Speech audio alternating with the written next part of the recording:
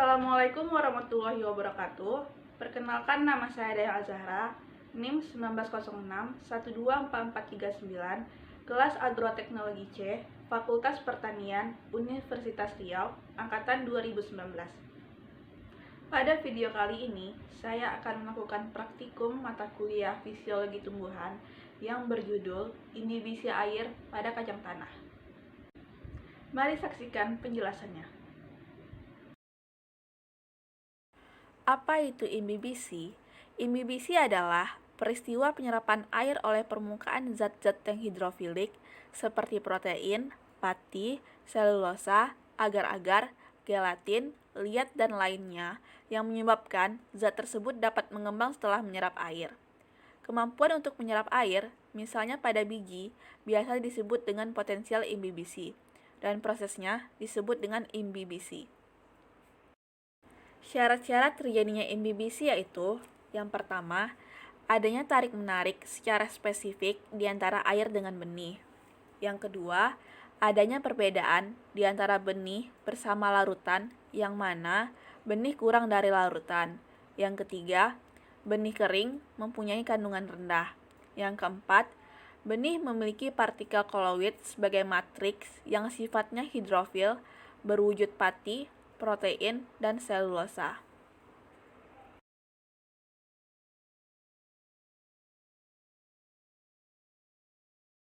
Alat dan bahan yang digunakan pada praktikum kali ini adalah 200 gram kacang tanah, 4 wadah aqua gelas, air secukupnya, serta penggaris.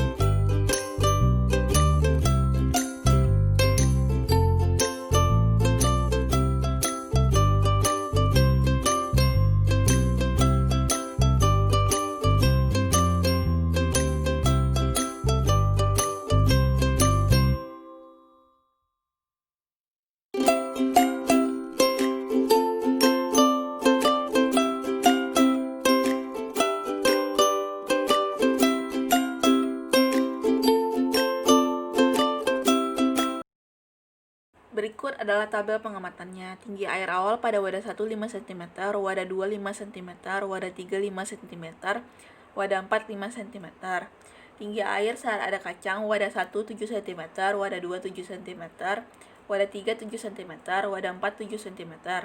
Tinggi air setelah 30 menit, wadah 1 6,4 cm, wadah 2 6,5, wadah 3 6,5, wadah 4 6,3. Tinggi air sisa setelah 30 menit, wadah 1 3,5 cm, wadah 2 3,4 cm, wadah 3 3,5, wadah 4 3,6.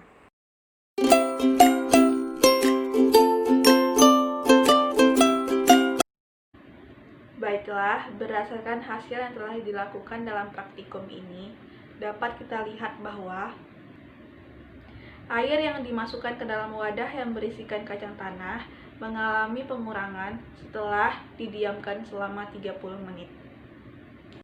Hal ini menunjukkan adanya perubahan ketinggian air pada setiap wadah yang mana pada peristiwa ini dinamakan imbibisi. Imbibisi terjadi karena permukaan struktur-struktur mikroskopik dalam sel tumbuhan seperti selulosa, butir pati, protein, dan bahan lainnya menarik dan memegang molekul-molekul air dengan gaya tarik antar molekul. Dengan kata lain, imbibisi terjadi oleh potensial matrik. Air yang berimbibisi menyebabkan biji mengembang dan memecahkan kulit dan menyebabkan perubahan metabolik pada embrio yang bertujuan melanjutkan pertumbuhan biji kacang tanah. Secara keseluruhan, proses imbibisi air ke dalam benih dikenal dengan difusi osmosis, yaitu masuknya air dari konsentrasi tinggi menuju ke konsentrasi rendah melewati membran selektif permeabel. Selain melalui kulit, air juga dapat masuk ke dalam benih melalui celah mikrofil, yaitu bagian benih yang berfungsi sebagai keluar masuknya nutrisi yang dibutuhkan lembaga. Baiklah, kesimpulan yang dapat diambil pada praktikum imbibisi air pada kacang tanah, yaitu telah terjadinya perubahan ketinggian air pada setiap wadah yang berisi kacang tanah yang disebabkan oleh adanya peristiwa imbibisi, yang mana peristiwa ini dapat menyebabkan biji kacang tanah melanjutkan pertumbuhan.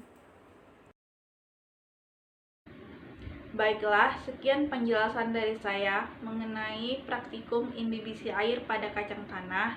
Terima kasih kepada Kakak Kurota Ayun dan Kakak Clara Aprilia selaku pembimbing mata kuliah Fisiologi Tumbuhan.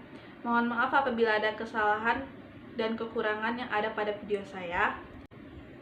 Saya juga mengharapkan kritik dan saran dalam pembuatan video ini.